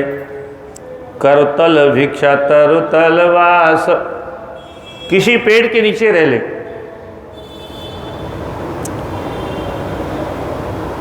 क्षीराणि किं फति न सन्ति दिशन्ति भिक्षां नैवाङ्घ्रिपा परिवृतः सरितोपसुष्यन् रुद्धा गुहा किमजितो वतनोपसन्नान् कस्माद् भजन्ति कवयो धन दुर्मदान्धान्। सब कुछ छोड़ के निकल जाना चाहिए। बोले जीवन कैसे जिएंगे? आखिर कपड़ा लता तो चाहिए शरीर में लपेटने के लिए। तो बोले सड़क पर चिथड़े बहुत मिल जाते हैं, चौराहे पर फेंके हुए कपड़े बहुत मिल जाते हैं, उन्हीं को जोड़ जाड़ करके अपनी इज्जत ढक लो बस। अरे बोले चलो ठीक है, चिथड़ा बना करके गुदड़ी बना के ओढ़ लेंगे, पर ये पापी पेट तो है। तो बोले भिक्षा टन करके जीवन जियो। बोले कोई भिक्षा नहीं दे तो? बोले जंगल में वृक्ष बहुत हैं। अरे भाई चलो मान लिया, रहेंगे कहाँ? छाया तो चाहिए। बोले पर्वतों की कंदराएं क्या खत्म हो गई? हिमालय पर्वत की कंदराएं क्या बंद हो गई? हमारे यहाँ तो एयर कंडीशन कमरे अब बनने लगे हैं। राधे राधे। हिमालय ने तो अपने यहाँ पर अपने निवास स्थान में आने वाले अतिथियों के लिए पहले से एयर कंडीशन कमरों की व्यवस्था कर रखी है। राधे राधे।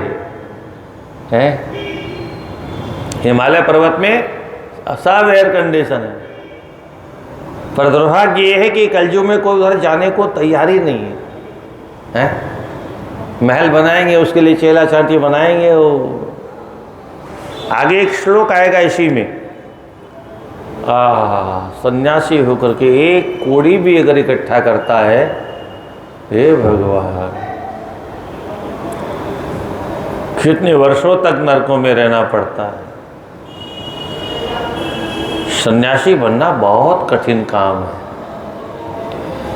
कपड़ा पहन लेना अलग बात है,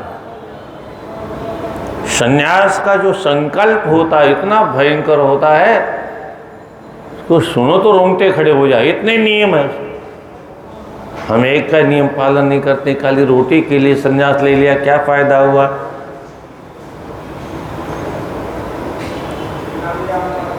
जीवितम मरणम बाथ नाभिकांक्षेत क्वचित यति।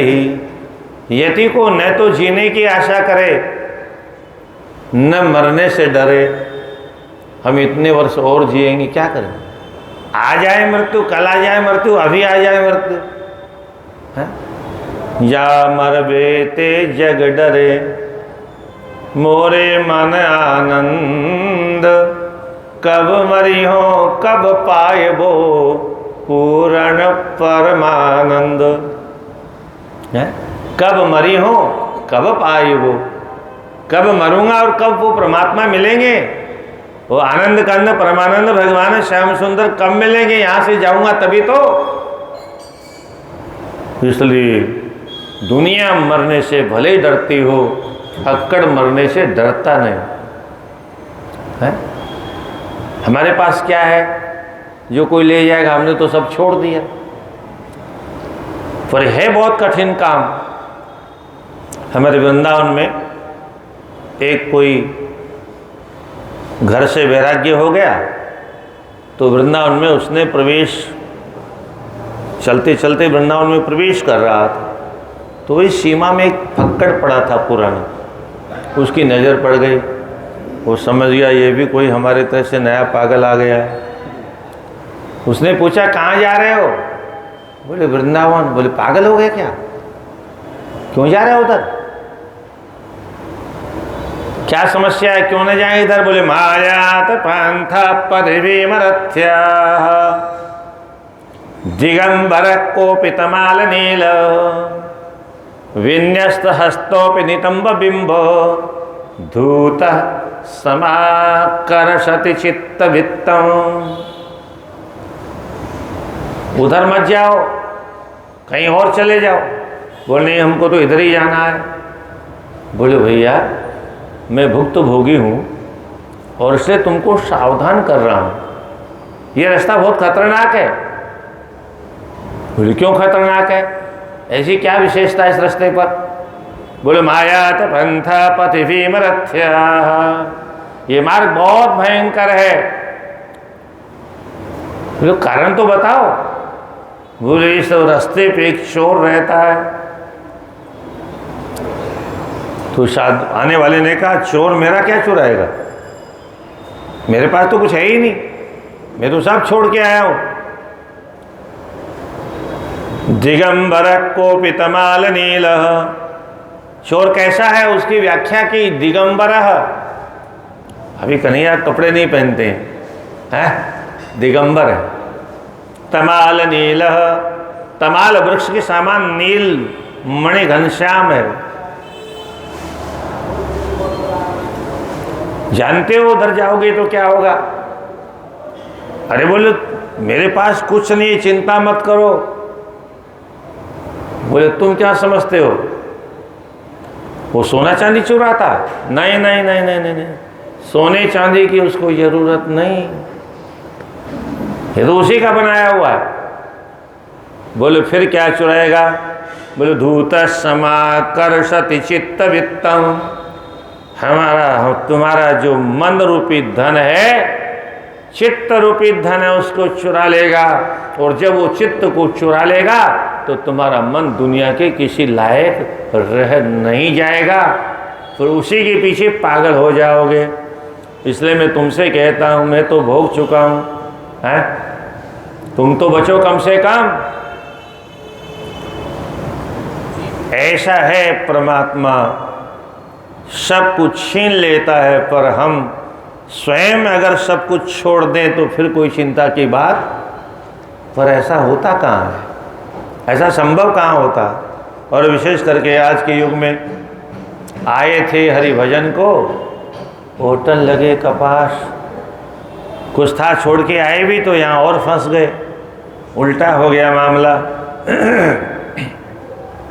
तो जीवितम मरणम बाथ नाविकांक्षेत क्वचित यति, यति को जन्म और मृत्यु, जन्म मरने और जीने से कोई आवश्यकता नहीं, चाहे जब विदाई का नंबर आ जाए हर समय तैयार बैठे। जैसे स्टेशन पर हम लोग बैठते हैं, स्टेशन पर हम लोग कैसे बैठते हैं? गाड़ी आए और हम चल दें, गाड़ी आए और हम बैठ जाएं, बड़े प्रेम से इंतजार करते हैं, बड़ी। ऐसे ही साधु सन्यासी को अपनी मृत्यु का इंतजार करना चाहिए। अब आ जाएगा, जितने जल्दी आ जाए उतने जल्दी। गाड़ी में बल्कि विलंब होता है तो बड़ा कष्ट होता है। क्या बार बार गाड़ी देखते हैं, बार बार गाड़ी आ थोड़ी जाएगी, पर फिर भी झुक झुक के देखते हैं। ऐसे ही जो सच्चा फकीर है, सच्चा साधु है, वो मौत की गाड़ी का भी इंतजार करता रहता है, क्योंकि प्रियतम तो वही मिलेंगे। सर्वत्र ममता शून्य सर्वत्र समतायुतः वृक्षमूल निकेतस्य मुमुक्षुर रियसस्यते। सबसे ममता से रहित हो जाए। ये ममता क्या बीमारी है? मम माता मम पिता मम भ्राता मम सुतादयः, ये मेरी माता है, मेरे पिता है, मेरे भाई है, मेरे पति है, मेरी पत्नी है, मेरा बेटा है, मेरी बेटी, यही ममता। और इसी ममता की डोरी में संसार का प्रत्येक प्राणी बंधा हुआ है। दिखता नहीं, ये बात अलग है, रस्सी कहीं दिखती नहीं, फिर भी हम बंधे तो हैं। वो रस्सी हमको छोड़ देती है तो वृंदावन चले जाते हैं, वो रस्सी थोड़ी ढील कर देती है और तो काशी चले आते हैं, फिर रस्सी वापस खींचती है तो फिर अपने घर में जाके धम से है। हाँ, कभी कभी तो ऐसा भी होता है, 1 महीने की तीर्थ यात्रा पर निकलते हैं लोग, तो शुरू में तो बड़ी तंग रहती है, बड़ी खुशी होती है, पैसा भी जमा कर दिया, और 10-15 दिन होने के बाद में अब कब पूरी होगी, अब कब पूरी होगी, अब कब घर आएगा। तो बगल वाले से पूछते कै दिन रह गए, 10। हे भगवान, एक दिन गिनते हैं, अब कब घर आएगा, कब घर आएगा, कब घर। ऐसी तीर्थ यात्रा करने से क्या फायदा है? मन घर में चला गया, बच्चे क्या फायदा। और फिर जब घर आ गया तो अपनी टूटी फूटी खटिया पर गिर करके फिर है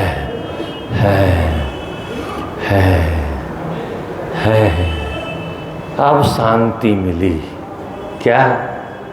अब अरे तो शांति इसी खटिया पर पड़ी थी, तो खोजने कहाँ गए थे? 1 महीने से क्यों धक्के खा रहे थे? जब इसी खटिया पर शांति पड़ी हुई थी तो यहीं पर पहले से काहे को पैसा खर्च किया, काहे को समय बर्बाद किया, बेटे बहू से अलग लड़ाई लड़ी है। ये तीर्थ यात्रा नहीं। 1 दिन के लिए, 2 दिन के लिए, जितने दिन के लिए घर से बाहर निकले, घर को भूल जाना चाहिए। किसी को आजकल तो बड़ी बीमारी फ़ोन वाली हो गई, तो पहले तो फिर भी आलस्य हो जाता था, चिट्ठी कौन लिखे कौन लिखे। हमारे जैसे लोगों की तो महीने महीने झोले में ही पड़ी रहती थी चिट्ठियाँ। कोई ज़रूरत नहीं फ़ोन करने, क्या होगा फ़ोन करने से? कोई हमारा नहीं। में बार बार हमारे शास्त्र कहते हैं कोई हमसे प्रेम करने वाला नहीं, कोई हमारा अपना नहीं, सब अपने अपने स्वार्थों से मतलब रखते हैं। जब तक किसी के लिए हमारे पास कुछ है तब तक तो mummy papa mummy papa mummy papa, और सब ले लिया तो बोले अब जाओ अनाथालय में, राधे राधे। क्या बड़ी भारी समस्या है। इसलिए बहुत से लोग तो आजकल डर के मारे ही घर में कुछ अपना हाथ में सब कुछ रखते हैं, जानते हुए कि नहीं रखना चाहिए, फिर भी रखना पड़ता। ऐसे ही ध्यानम शौचम तथा भिक्षा नित्यम एकांतशीलता, ये 4 कर्म हमेशा एकांत में करने योग्य हैं। ध्यान, शौच आदि क्रिया, भिक्षाटन, भिक्षा करने के बाद में भोजन एकांत में, और नित्य एकांत में रहना भजन करने के लिए। एति 4 कर्माणि पंचमम नोपपद्यते, वार्षिकाश्चतुर्मासान् मासान् विहरेन्न यति क्वचित्। वर्षा की 4 महीने यति को कहीं नहीं जाना चाहिए।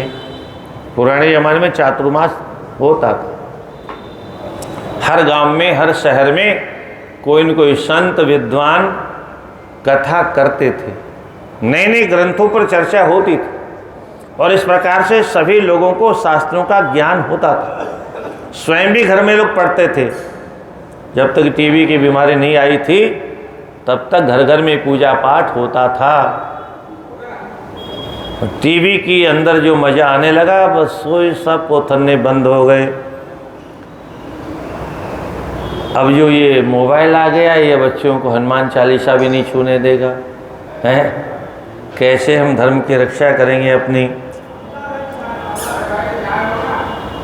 गच्छेत परिहरन् जंतून् पिबेत क्वम अस्त्रशोधितम वाचम वदेत अनुद्वेगान क्रुद्धेत किंचित क्वचित। चलते समय किसी जंतु को ध्यान में रखना चाहिए, कोई हमारे पैर के नीचे न आ जाए। और जल पीना हो तो छान करके जल पीना चाहिए। और वाचम वदेत अनुद्वेगान, हमारे बोलने से किसी को कष्ट न हो जाए, ऐसी वाणी बोलना चाहिए। सब कुछ छोड़ दिया और फिर भी कड़वी वाणी बोल रहे हैं, कठोर वाणी का प्रयोग कर रहे हैं। ये साधुता नहीं है, ये संन्यास बना नहीं है।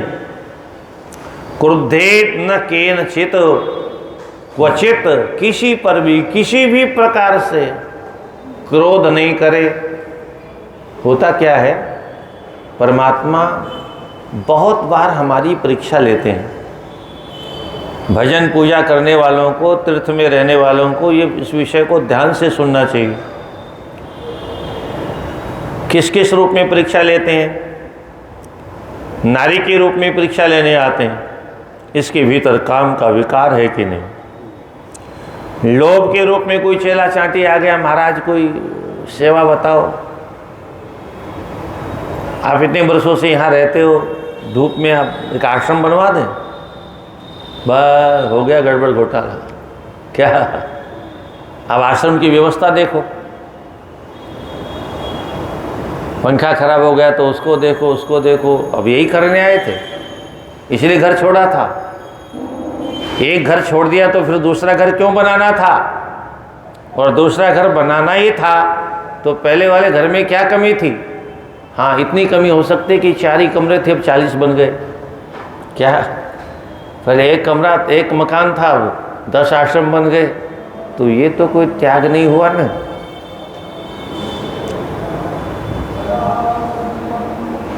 बहुत बार इस तरीके के सामने वो बड़े बड़े मेहनतियों का कई बार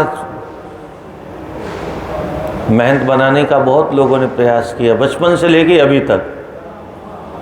और इधर जब से घरवाली गुजरे तब से तो बहुत लोगों ने प्रयास किया, पर कान पकड़ के हाथ जोड़ के भैया भगवान बचाए।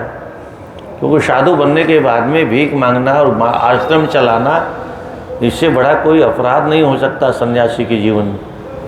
आगे एक श्लोक आएगा, एक कोड़ी भी अगर संग्रह करता है साधु सन्यासी तो लिखा है वहाँ कितने हजार वर्ष तक कौन से नरक में रहना पड़ता है।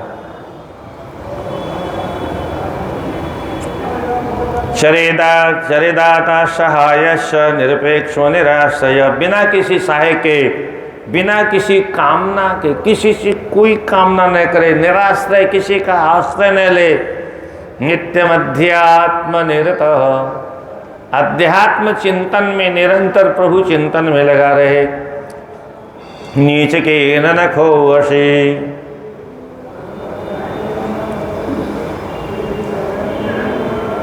कुसुम्बवासा दंडाढ्यो भिक्षा शिक्षाति वर्जित। हमारी कोई हम प्रशंसा करें, हमें कोई यश प्रदान करे, ऐसी आशा भी नहीं करना चाहिए। न ग्राह्येते पात्रम, आहा, अब तो चांदी के गिलास में थाली में पानी नहीं पिए तो पानी पीने का ही मजा नहीं। यहाँ लिखा है किसी भी धातु का पात्र छूना नहीं चाहिए। न ग्राह्ये तेषम पात्रम भिक्षुके न कदाचन, राटके संग्रहते तत्र तत्र दिने दिने। एक कोड़ी का भी संग्रह नहीं करना चाहिए। ये आ गया श्लोक यहाँ पर, वराटके संग्रहते तत्र तत्र दिने दिने, एक कोड़ी का भी संग्रह नहीं करना चाहिए। क्या होता है कोड़ी का संग्रह करने से? बोले गो सहस्त्रवधम पापम श्रुतदेशा सनातनी, ये सनातनी श्रुति है। 1000 गाय के वध का पाप लगता है। बहुत कठिन काम है संन्यास लेना। गो सहस्त्रवधम पापम श्रुतदेशा सनातनी, ये सनातन श्रुति का सिद्धांत है। तो हृदय संस्नेह भावेन चेद रक्षे स्त्रियमेकदा, त्रियमेकदा, स्मृति इत्यादि की रक्षा करने के लिए एक भी वस्तु का संग्रह नहीं करना चाहिए। कोटिद्वयम ब्रह्मकल्पम कुंभिपाकेन संशय, आगे और लिखा है कोटिद्वयम ब्रह्मकल्पम, ब्रह्मा जी के एक कल्प की आयु तक उसको करोड़ों वर्षों तक नरक कुंभी पाकी न संशय, कुंभी पाक नरक में रहना पड़ता है। एक कालम चरेर्भिक्षम न कुर्या तत्र विस्तरम, भिक्षा एक ही समय करनी चाहिए। विधो में सन्न मुसले व्यांगारे भुक्त व्यंजने, भृते शराब संपाते भिक्षा नित्य संश्रेत यति। गृहस्थ आश्रम में भिक्षा मांगने कब जाए? जब धुआं हुआ बंद हो जाए। हैं, धुआं अगर चल रहा है तो रसोई बंद रही है, अब तो धुएं का पता नहीं चलेगा, गैस का मामला हो गया है। नारायण नारायण नारायण। गृहस्थ आश्रम को एक बहुत अच्छे यहाँ पर उपदेश दिया गया गृहस्थ आश्रमी को। किसी गृहस्थ आश्रमी में दरवाजे पर अगर कोई सन्यासी आ गया तो समझ लो आज हमारा भाग्योदय हो गया। तो हमारे यहाँ से यत्किंचित भिक्षा प्राप्त करके वो जो भजन करता है वो भजन किसको मिलेगा? जो उसको भिक्षा प्रदान करता है वही तो। इसलिए कम से कम खाना चाहिए साधु सन्यासी को। जितना ज़्यादा खाएगा उतना पुण्य नष्ट हो जाएगा उसका, वो फकीर हो जाएगा, पुण्य की तरफ से कुछ बचेगा नहीं उसके पास में। संचिरेय गृहस्थेन पापमामरणान्तिकं निर्धक्ष्यते हि तत्सर्वं एकरात्रोषितो यतिः। वैसे तो संत महात्मा सन्यासियों के रहना निषेध है, फिर भी कदाचित किसी आपत्ति अवस्था में किसी के घर में साधु सन्यासी रात भर में रह जाए तो उसके तमाम पाप नष्ट हो जाते हैं।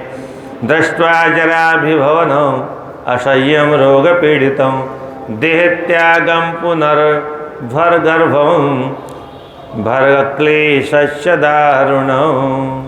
असह्य जराभिभवनम, ये शरीर क्या है? जरा का जो कष्ट है वो असह्य है, बुढ़ापे का कष्ट है। जब तक गाड़ी चलती फिरती रहती है ना तब तो अच्छा लगता है। और अधिकतर लोग कहते हैं हे भगवान चलते फिरते उठा लेना। क्या? हे भगवान चलते फिरते।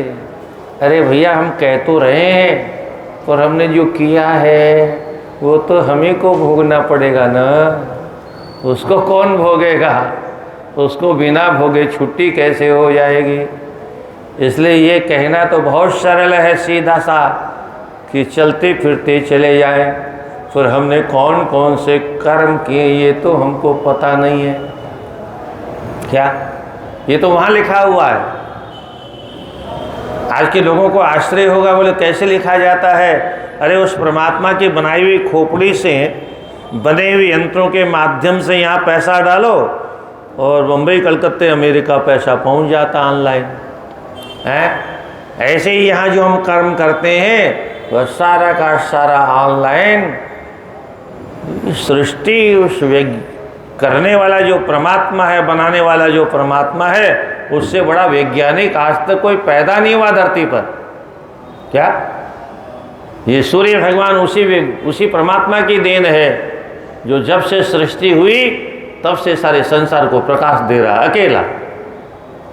बाकी मनुष्य के बनाए हुए कितने बल्ब, कितनी मरकरियाँ हैं, कितनी ट्यूबलाइटें फ्यूज हो गई, कूड़ेदानी में चली गई, पता नहीं।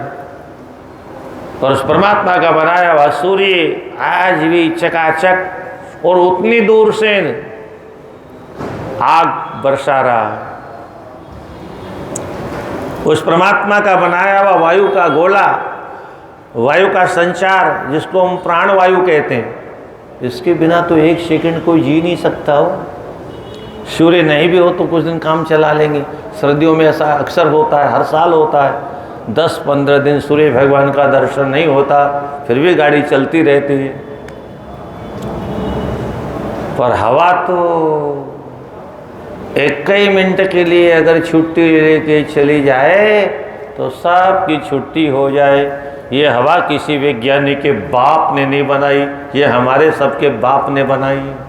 त्वमेव माता च पिता त्वमेव। वो सारे संसार का उसने बनाया, किस लिए? हमको जीवित रखने के लिए है।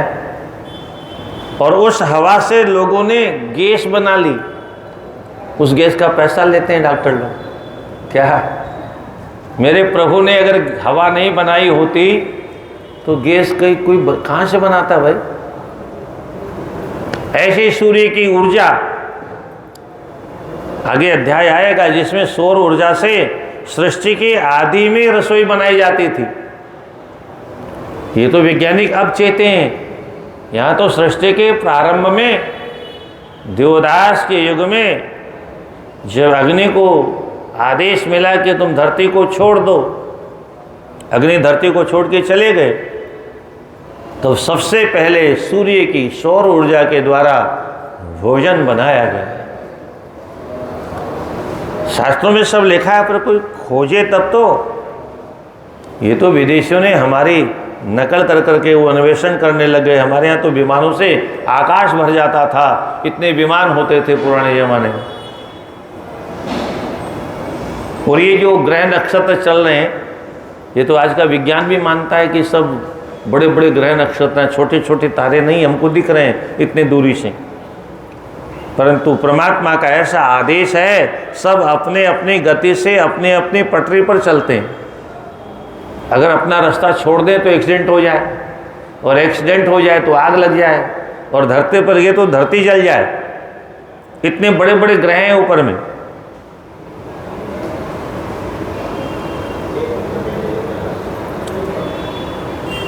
अल्पाहारो रहस्थायी तो इंद्रियार्थे स्वलोलुपः रागद्वेष विनिर्मुक्तो भिक्ष मोक्षाय कल्पते। सन्यासी को अल्पाहारी, थोड़ा, केवल जीवन मात्र जीने के लिए। दो तरह के लोग होते हैं, एक हमारे जैसे होते हैं जो खाने के लिए जिंदे हैं, और एक वो होते हैं जो केवल जीने के लिए खाते हैं थोड़ा सा। क्योंकि कलो अन्न, कली में अन्न में ही प्राण रहते। हालांकि ऐसा नहीं, आज भी फलाहारी लोग हैं, आज भी दूध पर जीवन जीने वाले बहुत से साधु महात्मा हैं जो, और इतना ही नहीं, ऐसे लोग भी हैं जो बिना कुछ खाए भी रह रहे हैं। कई बार मीडिया में भी आती है चर्चा, ऐसे लोग भी।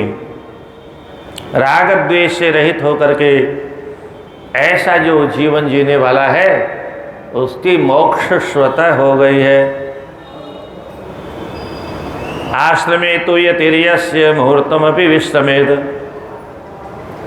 एक क्षण के लिए भी कोई सन्यासी किसी के घर पर अगर विश्राम कर ले तो उसका भाग्योदय हो जाता है। संचितम यद गृहस्थेन पापम मरणांतिकम निर्ध्यक्षति तत्सर्वम एक रात्रो शीतोषयति। यदि अगर एक रात्रि कहीं रह ले तो उसका सारा पाप नष्ट हो जाता है। इस प्रकार से देह त्याग पुनर्गर्भम गर्भ क्लेशंच दारुणम, ये वृद्धावस्था बहुत कष्टदायक है। ऐसा विचार करके सन्यासी को बहुत कठोर तप करना चाहिए। क्यों? क्योंकि इसी जीवन में हमको मुक्त होना है। अगर इस जीवन में हम मुक्त नहीं हो पाए तो पुनः दोबारा गर्भ का दारुण क्लेश, 9 महीने उल्टा लटकना है, और वो भी छोटा सा, नन्ना सा, छोना सा, गुलगुला सा,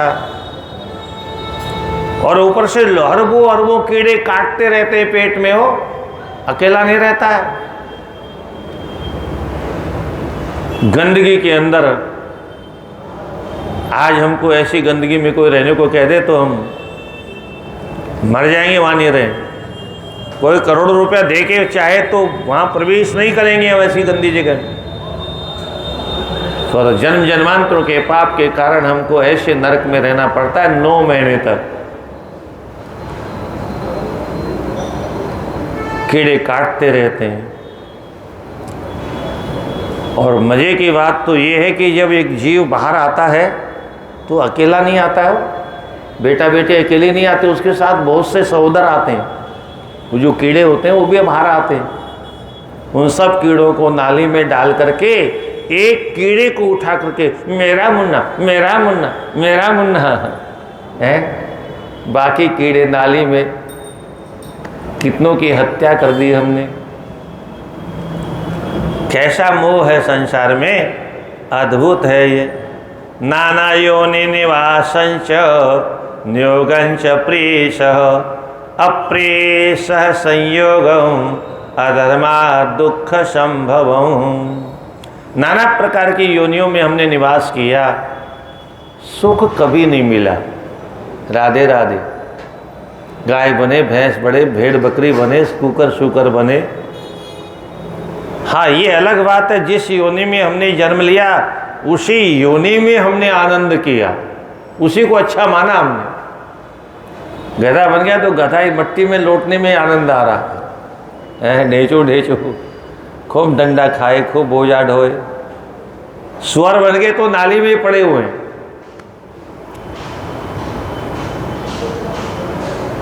उसी योनि में आदमी खुश रहता है।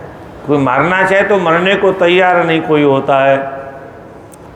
तो अप्रिय संयोग, जो हमको प्रिय नहीं, ऐसे लोगों के साथ में जीवन में संग करना पड़ता है और उससे नाना प्रकार के अधर्म करते हैं और उन अधर्मों के कारण पूरा दोबारा जन्म मिलता है। इसलिए सन्यासी को चाहिए कि कोई कर्म करे ही नहीं, कोई संकल्प नहीं।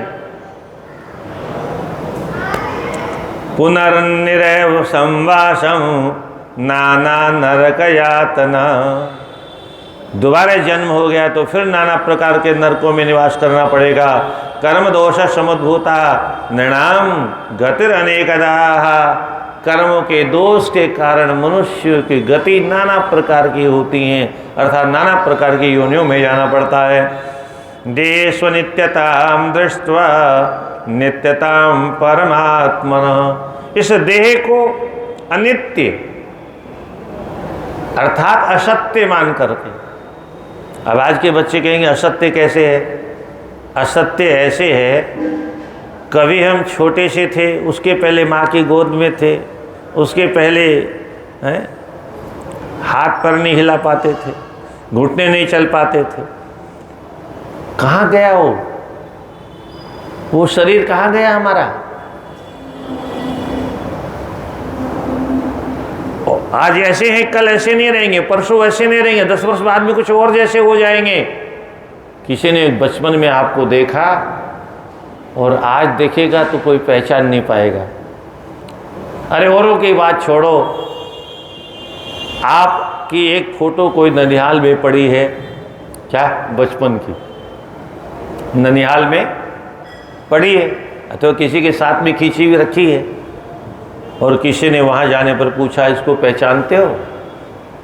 पहचान जाओगे? 20 वर्ष बाद में उस बचपन की फोटो को पहचान लेंगे हम? नहीं पहचान पाएंगे, अपने ही फोटो को नहीं पहचान पाएंगे, क्योंकि वो तो बहुत पहले मर गया। क्या वो हमारा रूप कब का मर गया? ऐसे ही किशोरावस्था मर गई, जवानी मर गई, बुढ़ापा भी धीरे धीरे शमशान की ओर खसकता चला जा रहा है। पर हमको अभी भी विश्वास नहीं है कि हम मरेंगे। क्या अमर होकर के आए, ऐसा अनुभव होता है। अगर हमको ये अनुभव हो जाए कि हम मरेंगे तो उसी दिन हम पाप करना बंद कर देंगे। चाहे किसी भी अवस्था में ये दृढ़ निश्चय हो जाए कि हमको मरना है, तो फिर तो रूखा सूखा खा के जी लेगा, फिर क्यों पाप करेगा? मौत जब सर पर खड़ी हुई है, गृहीत्वा इव केशेषु मृत्यु नाम धर्म आचरेत, शास्त्र कहता है मृत्यु प्रत्येक व्यक्ति की सर पर नंगी तलवार हाथ में लेके चुटिया पकड़ के साथ में ही चलती। कब किसका नंबर आ जाए, 10 वर्ष में, 15 वर्ष में, 25 वर्ष में, 50 वर्ष में, नारायण नारायण। ऐसा मान करके कुर्वीत मुक्ति यत्नम यत्र यत्राश्रमे रतः। इसलिए प्रत्येक व्यक्ति को अपने मोक्ष के लिए प्रयास करते रहना चाहिए। स्वामी कृपात्र जी का नाम आ गया इसमें। कहे सन्यासी को कैसे जीवन जीना चाहिए। हालांकि सुबह आपने सुना होगा हाथ में भोजन नहीं करना चाहिए, पर सन्यासी के लिए हाथ में भोजन लिखा है। करपात्रेति विख्याता भिक्षा पात्र विवर्जिता। भिक्षा पात्र छोड़ करके करपात्री बन जाए, यही से स्वामी जी ने पढ़ा होगा और इसी को पढ़ के स्वामी जी कृपात्री बन गए होंगे। क्या बाद में छोड़ दिया था उन्होंने, पत्तल में पाते थे, पर बहुत वर्षों तक हाथ में भिक्षा करते थे। तेषां शतगुणम पुण्यम भवत तेव दिने दिने। बहुत पुण्य का काम है हाथ में भिक्षा करना, पर ये गृहस्थ के लिए नहीं है, वह तो गोमांस के बराबर हो जाता है हाथ में लेके खाना, परंतु सन्यासी के लिए वह उचित है, पुण्य प्रदान करने वाला है। आश्रमाश्चतुरस्त्वेवं कर्मादासेव्य पंडित निर्द्वंद्वस्तक्त संघर्ष ब्रह्म भूयाय कल्पते। पंडित मानी सद सद विवेकनी बुद्धि पंडा। सत और असत विवेक रखने वाली बुद्धि को पंडा कहते हैं। पंडा यस्या संजायते, पंडा बुद्धि जिसके पास में है, सत और असत का, धर्म और अधर्म का निर्णय करने वाली बुद्धि जिसके पास में है, वह पंडित होता है। तो विद्वान को चाहिए कि वह इस प्रकार से सबसे संन्यास लेकर के निर्द्वंद हो जाए, तो ब्रह्म भूयाय कल्पते, फिर तो वह ब्रह्म स्वरूप बनी जाएगा। चलिए धीरे धीरे स्वाद करके थोड़ा थोड़ा, अब कल से फिर थोड़ा भगेंगे आगे।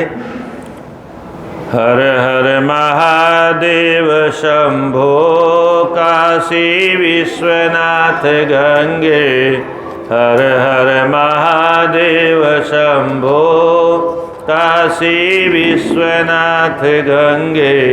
हर हर महादेव शंभो काशी विश्वनाथ। इसके आगे का जो अध्याय होगा, मृत्यु के लक्षण क्या है, कैसे पता चले कि हम मरने वाले हैं, उसके बहुत विस्तार से लक्षण दिए हैं आगे। चलो, अरे